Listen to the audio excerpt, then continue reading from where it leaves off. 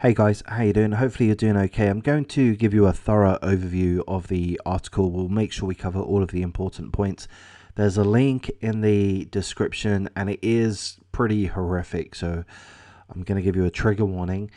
We'll start with the headline: multiple suitcases filled with human body parts have been found in a Brooklyn apartment after a tenant in her 20s was reported missing. So it's still early days. The body parts were found on Wednesday afternoon. They've not been identified as yet. However, if we were to make assumptions, which isn't necessarily a wise thing to do, but if we were, it would perhaps kind of make sense that the body parts will belong to the female tenant. Other witnesses, other tenants within the apartment block, again this is in Brooklyn, other tenants have said that there was a boyfriend that would live there or visit the apartment and that they would have loud arguments, loud fights. So if we were to make further assumptions, which again is pretty foolish to do, but if we were to, then we could perhaps suspect that the boyfriend could be a person of interest or a prime suspect. But let's take a closer look through the article. Officers from the New York Police Department made the discovery of several suitcases containing human body parts after receiving a call about a missing tenant and a foul odor coming from the unit. The discovery was made at 315 Linwood Street in East New York. Officials weren't initially allowed into the apartment until after 10 p.m. because they were waiting for a search warrant to be approved. Upon entering the address on the 6th floor of the 10-story building, they immediately found blood and human remains. There was no sign whatsoever of the tenant, who was thought to be in their 20s. A person of interest has been identified by authorities and is being hunted by the New York Police Department for questioning. A woman who lives next door to where the horrific scene was uncovered explained how the building superintendent of a neighboring block was the first to discover the human remains and then called police. Officials say a large amount of blood was found on the premises. Other residents living in the building say the apartment in which the remains were uncovered had a boyfriend where fights would often be heard. The building, of which there are 100 individual apartments, was constructed in 2020 and houses a number of people who were formerly homeless.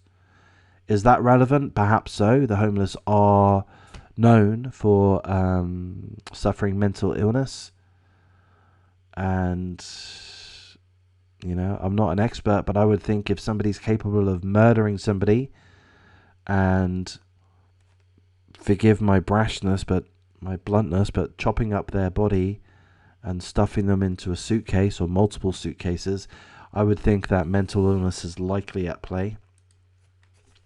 That sounds like the actions of a psychopath to me. The New York medical examiner is investigating the findings with more information to be released on Thursday. So that should be tomorrow. More information coming to light. So the article does mention that there is a person of interest. They don't mention who that person is. There's been no description. There's been no description, which I find quite odd and disheartening. Why wouldn't they give us a description? If they're hunting somebody they believe to be a murderer, why not tell us who it is? Why not tell us what they look like? I don't get that. Especially if they are confident that it is somebody that was known to the victim. Perhaps it's a matter of how confident they are.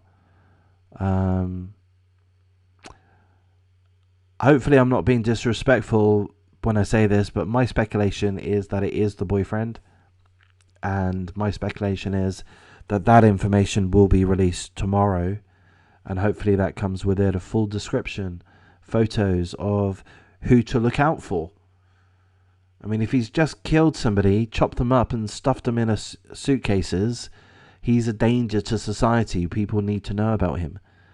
And of course, even if you weren't to pose a danger to others, he needs to be arrested, apprehended, and to face justice. Which somebody like that, I mean, they're not going to get the death penalty in New York, are they? You don't have the death penalty, I think. Apologies if I'm wrong. But certainly life in jail for something that brutal.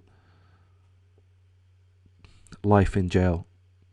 I'm looking at this one photo here and I'm wondering why there's a smashed car. I'm wondering if that's related, but probably not.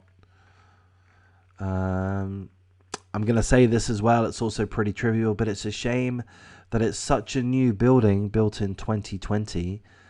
And I mean, what is that? Is that a little kiosk for some employee to stay in the lobby?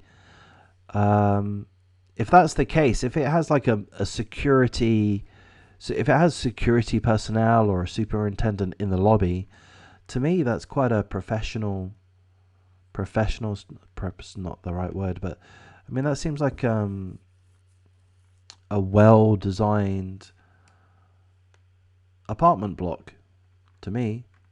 So it's a shame that it's been sullied in this way. But of course, I don't mean to demean or take away from the main point, which is a lady's life, seemingly. I mean, it's thought to be the tenant. It's thought to be the tenant, not known at this point.